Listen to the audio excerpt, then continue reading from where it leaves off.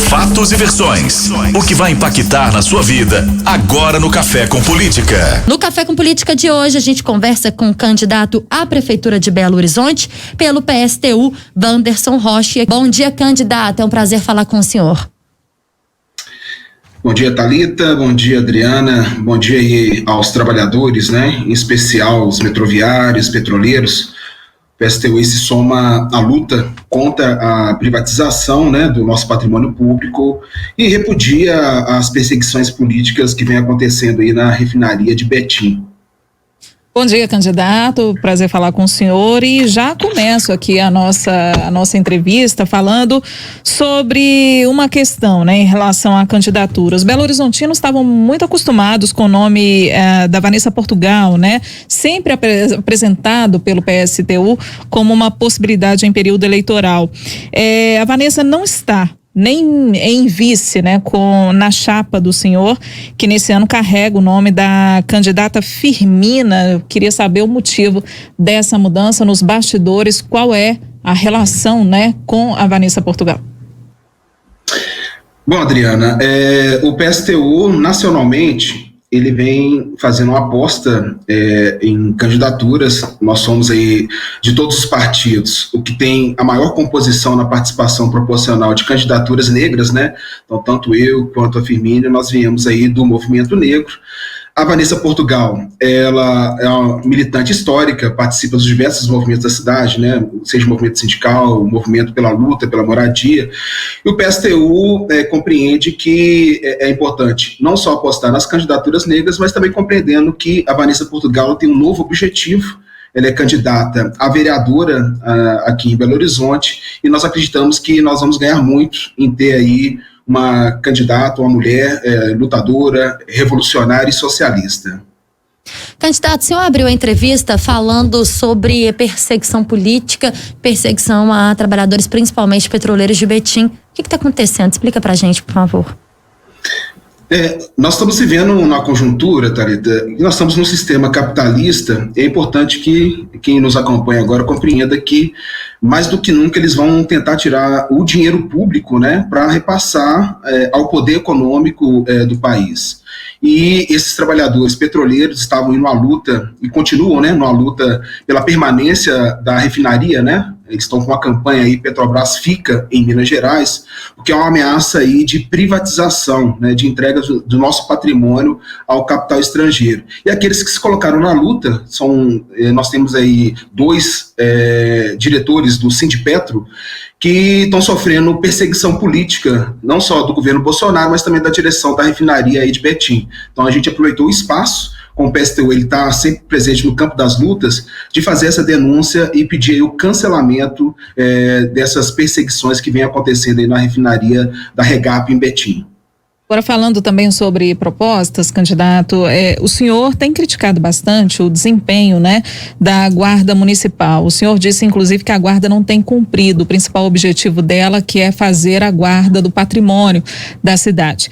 E aí também o senhor critica a Polícia Militar, falando, inclusive, sobre uma reestruturação nessa política de segurança.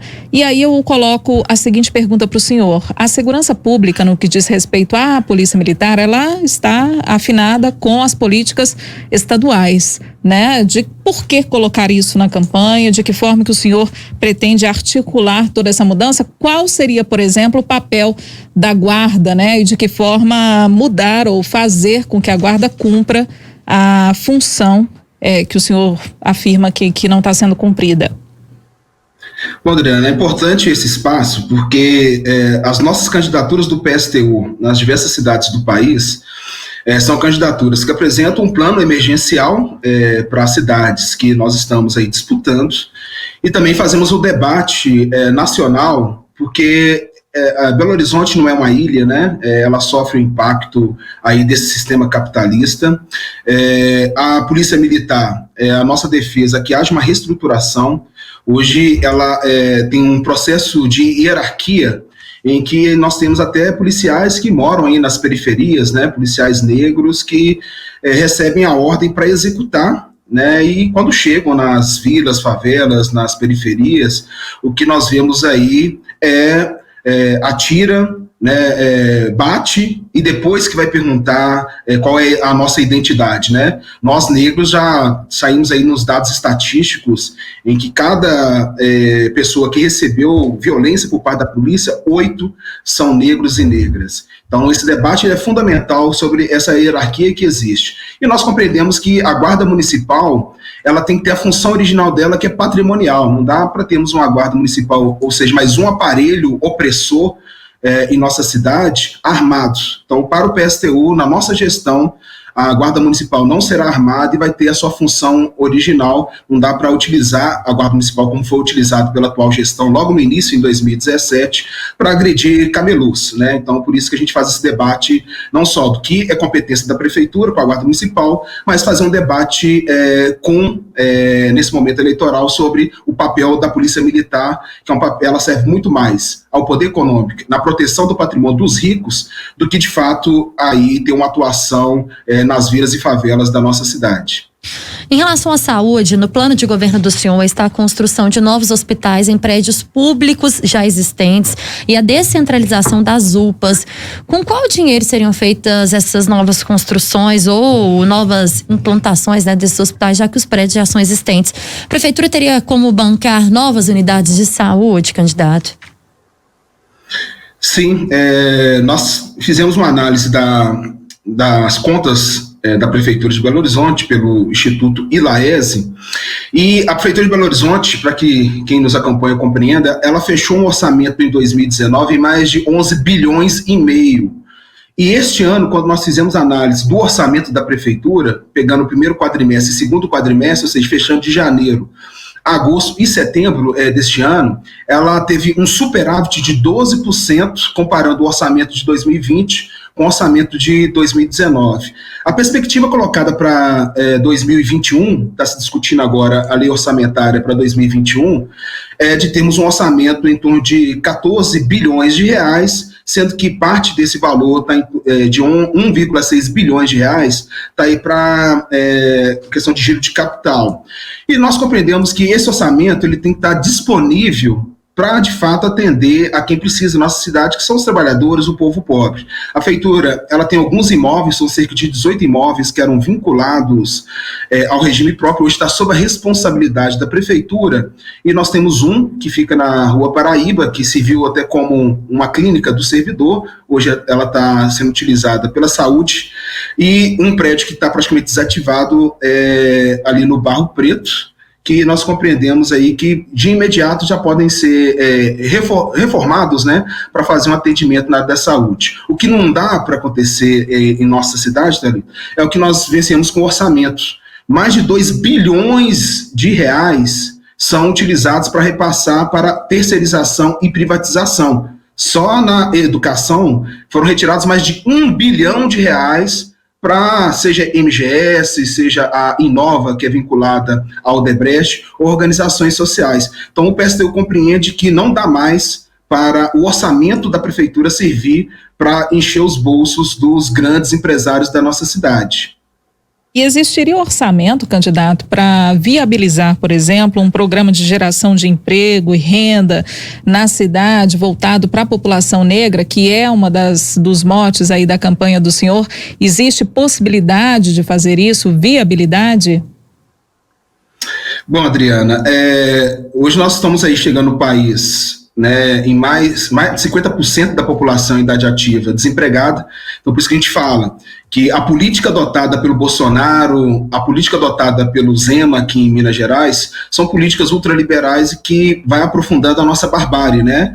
Nós já temos aí mais de 10 milhões de pessoas passando fome em nosso país. Nós compreendemos que a Prefeitura, ela pode ser, sim, um espaço com um plano de obras públicas que nós pretendemos já executar no governo do PSTU, aí vamos gerar emprego com esse plano de obras, além de ter os concursos públicos voltados aí para a população negra, né? Nós temos as cotas já estipuladas pela legislação, além de exigir também das empresas que elas tenham políticas que possam atender aí as minorias, né? Não só negros e negras, mas LGBTs, as mulheres, porque nessa conjuntura e nesse sistema capitalista nós compreendemos que passou da hora dos ricos, principalmente da nossa cidade, pagarem a conta da crise. Por isso que nós estamos defendendo aí até aumentar o IPTU de forma progressiva para os ricos, aqueles que estão em áreas nobres, porque aí sim, nós já vamos ter um orçamento maior para atender aí a classe trabalhadora e o povo pobre. Ainda falando sobre a saúde, candidato, o senhor fala no fim das parcerias público-privadas e fala da estatização de hospitais filantrópicos. Em Belo Horizonte, nós temos alguns hospitais que desafogam grande parte do sistema municipal de saúde, principalmente na área oncológica. Queria que o senhor explicasse melhor o seu pensamento, como que isso ajudaria Belo Horizonte? Bom, primeiro nós temos aí dificuldade em relação até às cirurgias letivas, né? Então, o PSTU compreende que nós temos hoje os hospitais filantrópicos, né, que recebem verba do SUS, né? Belo Horizonte aí, ele vem recebendo verbas de transferências que giram que para 2021 vão gerar em torno de 5 bilhões e 600 milhões de reais, somente de verbas de transferência. Boa parte desses recursos virão do governo federal e do estado para a área da saúde. Então nós compreendemos que esses hospitais, eles passam por dificuldades, principalmente os filantrópicos. Então nossa proposta é para ter um atendimento de fato à população, à classe trabalhadora, ao povo pobre. Vai ser fundamental nós fazermos a estatização não só dos hospitais filantrópicos, mas estatizar também aqueles hospitais privados que recebem verba pública, né, e de fato eles podem ser já absorvidos pela prefeitura por receber esse montante de recursos públicos. Falando agora sobre chuva, a gente tem inclusive previsão de uma chuva forte aí para domingo, candidato. A gente sabe dos pontos críticos também aqui da nossa cidade no que diz respeito a esse assunto. E as obras são cobranças, né, dos eleitores e dos belo-horizontinos para a gente não ter mais tragédias. Se o senhor for o prefeito ou fosse o prefeito, o que o senhor teria feito diferentemente do que fez o prefeito Alexandre Calil? Não, primeiro, de fato, ter um monitoramento, principalmente das ocupações das áreas de risco em nossa cidade. Na cidade ficou demonstrado quem foi socorrido, né? Numa tragédia que nós tivemos no mês de janeiro, as áreas nobres, como Savassi, elas foram imediatamente socorridas, e pessoas que moram na Serra, né, moradores do Barreiro, de Venda Nova, da região leste, pagaram aí sofrimento de perderem as suas casas. Então o PSTU ele vai ampliar esse monitoramento. Nós compreendemos, já temos aí uma tragédia anunciada. Nós temos ali em Venda Nova a Vila Nossa Senhora Aparecida, em que já está dito que ali vai ter desabamento e há por parte da prefeitura um fechamento de olhos. Nós compreendemos também que é preciso, além desse monitoramento, compreender e analisar realmente as obras que estão com os projetos a serem analisados tanto ali na Vilarinho quanto na Regional Oeste. Então o nosso principal foco já de imediato, assumindo a prefeitura, verificar como é que está o monitoramento das ocupações e das áreas de risco. Candidato, na pesquisa Datatempo CP2, divulgada nesta semana, o senhor não apresenta nem 0,5% das intenções de voto. Nós estamos a poucos dias das eleições, falta menos de um mês. Como mudar esse cenário? Bom, nós estamos, como eu disse, num sistema capitalista em que o processo eleitoral ele é antidemocrático. Ele serve àqueles que já são deputados, aqueles que já vieram do governo Zema, né? Boa parte desses candidatos ou são deputados estaduais, federais, ou vieram do governo Zema, ou são patrões, né? São donos de empresas, né? A nossa candidatura é a candidatura que eu sou professor, e nós estamos com um crescimento nessa pesquisa, tanto no Barreiro, quanto em Venda Nova, na Pampulha e na região leste da nossa cidade. E nós aproveitamos esse espaço para que as pessoas possam já fazer a divulgação do PSTU, para que a gente possa ampliar aí as nossas indicações, principalmente nas pesquisas. E o PSTU é o único partido que está com a disposição de colocar todo o orçamento da prefeitura para ser definido em conselhos populares, ou seja, a população nos bairros, nas escolas, nas fases, poderem ter a oportunidade de definir aonde de fato esse orçamento que está previsto de mais de 14 bilhões ser implementado. Do contrário, nós vamos continuar na mesma, centralizados e com um governo aí que não tem a mínima preocupação, pelo contrário, mente sobre as escolas, elas não estão preparadas, e mente sobre o transporte público que um grupo de famílias controla aí, principalmente a família Carvalho, que dos 4 consórcios controlam 3 consórcios. Agora, candidato, o ouvinte deve estar se perguntando, né? O senhor fala em reforçar, em levar o nome do partido, do PSTU, e reforçar cada vez mais a legenda, mas por que não, por exemplo, uma frente de esquerda para tentar, de alguma forma, fazer uma oposição de fato e ter uma representatividade nas pesquisas eleitorais e tudo mais? PSOL, PCO e o PSTU, por exemplo, o próprio PT, há dificuldades, ou qual é a maior dificuldade de colocar todas essas legendas juntas? Bom, Adriano, nós fazemos frente no dia a dia. A frente contra a privatização, contra a retirada de direitos com os diversos partidos. Só que esses partidos, eles apresentaram um programa que mantém o do mesmo, né? O PT mesmo já governou Belo Horizonte, o Estado já governou o país, e o trabalhador já está cansado desse discurso de governar para todos. Esses partidos eles estão promovendo um programa de conciliação de classe. O que significa isso? Dizer que vai colocar os interesses do trabalhador junto com os interesses do poder econômico. E nós sabemos muito bem que é o poder econômico que vai ditar. Se a gente não romper com isso, nós vamos continuar na mesma, entrar governo, sair governo, o eleitor votando e saindo já com a faca atrás das suas costas assim que sair das urnas. Então, por isso o PSTU não fez a coligação aqui em Belo Horizonte, porque não apresentavam um programa que de fato rompesse com esse sistema capitalista, um programa que de fato atendesse a classe trabalhadora e o povo pobre da nossa cidade. E eles optaram em fazer também coligações em outras cidades com partidos que são da burguesia, partidos da direita. Então o PSTU ele é contra e tem um princípio, né? O princípio da defesa do trabalhador e do povo pobre. Vamos falar de educação, candidato. O prefeito Alexandre Calil estava irredutível no quesito volta às aulas. Ontem, porém, falou sobre a possibilidade, já em janeiro, dizendo que, claro, vai depender do coronavírus. Indo, inclusive, na contramão do discurso que ele havia adotado, falando que a aula só voltaria quando tivesse uma vacina, né? Uma segurança efetiva em relação à Covid-19. Alguns já estão dizendo que é uma estratégia de campanha. Na opinião do senhor, o que isso significa? Nós temos um prefeito que é só caô, gente. Ele fala uma coisa e quando se sente pressionado, principalmente agora no processo eleitoral, reformula e se adapta. Não tem como voltar agora às aulas, nem tampouco em janeiro, não há testagem em toda a população. É uma gestão em que professor foi caso de polícia, as professoras da educação infantil foram agredidas com a conivência aí da atual gestão em 2018, foram cancelados mais de 500 contratos de professoras em plena pandemia, foram cancelados o vale alimentação de trabalhadores terceirizados. Então a população, se ela quiser manter esse projeto, ela está dando um sinal. É um sinal que tem que bater em professor, é um sinal que tem que atacar direitos dos trabalhadores. O PSTU ele é contra, por isso que a gente se coloca como opção. Então chega de ter um prefeito caô, chega de outros partidos prometerem algo que eles não vão fazer. Hora do bate-pronto. No Café com Política, hora do bate-pronto. São perguntas objetivas, candidato, e respostas também objetivas. O senhor já participou conosco aqui em outras oportunidades, sabe e conhece bem como funciona. Combinado? Combinado, Adriana. Para começar, maior desafio da campanha? O capitalismo e a concentração de renda em nossa cidade e nosso país. Calil em uma palavra. Só caô. Economia de BH pós-pandemia. Chega de concentração da riqueza nas mãos de poucos e o orçamento nas mãos para definição das políticas para os trabalhadores e o povo pobre de nossa cidade. Relação com Zema e com Bolsonaro.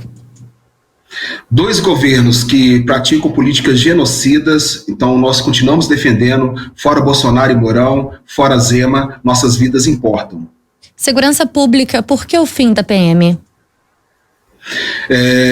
Tem uma hierarquia e é utilizada pelo sistema opressor e pelo poder econômico para assassinar nós negros, os LGBTs, a população pobre. Chega de morrermos nas mãos de uma PM que tem uma estrutura que nos assassina.